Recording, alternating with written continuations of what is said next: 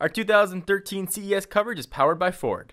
Go further. What's up, everyone? John Rettinger from Techno Buffalo here live from CES 2013. Yesterday, we had the pleasure of going to Nvidia's press conference where, amongst a slew of other announcements, they took the wraps off the extremely well-kept secret of Project Shield. So I want to give my thoughts and impressions on Project Shield, on Tegra 4 that's powering it, and all kinds of other stuff that goes into that crazy handheld gaming controller platform. Let's go ahead and get started.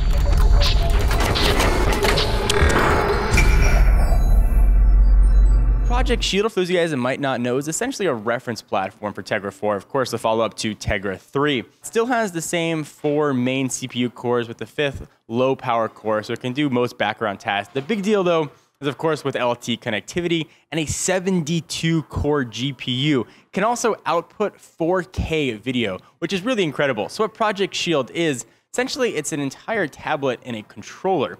And think of your typical controller for an Xbox 360. It looks very similar to that. It's got console-esque buttons and console quality grade buttons, and it's got a built-in 5-inch screen. So you can play all of your games from the Tegra zone. These have to be Tegra optimized games to really get the full experience right on your device. And of course, you can wirelessly fling it right to a television. Of course, you can use a wired connection as well and push that right off to the TV. So we saw a few examples of games that were made just for the tablet, Android games at least. They looked very impressive.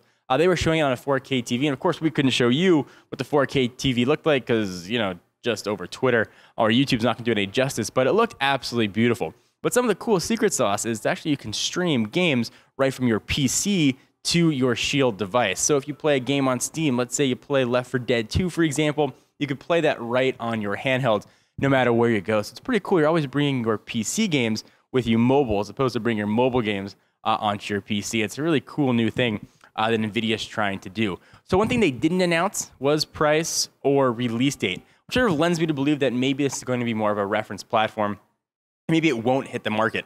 They seemed very jazzed about it, though, and really what it's going to do. But I'm still not sure that it's going to have a niche. I was checking out the comments on technobuffalo.com. Everybody was calling it the Xperia Play 2.0. And in a lot of ways, yeah, it's true. It is the Xperia Play. But I guess you could say the same thing for the PS3 and Xbox 360 being the new version of the Atari Jaguar. Yeah, they're both consoles, but seriously, way above the competition. We were trying to figure out what to categorize it under when we were writing it up. Should it go under our products page as a tablet? Is it something else? Is it a gaming console? Really weren't sure. It's sort of a hybrid.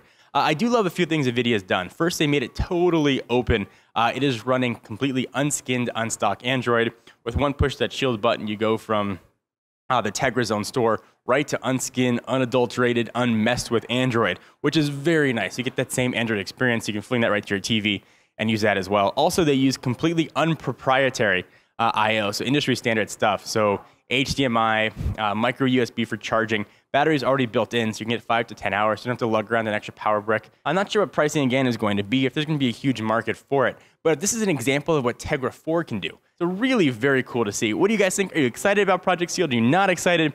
Tegra 4, are you super jazzed about it? I'd love to hear what you guys have to think. Of course, check out all the CES 2013 coverage at technobuffalo.com. John Rettinger. See you next video. Thanks to Ford for powering our CES coverage.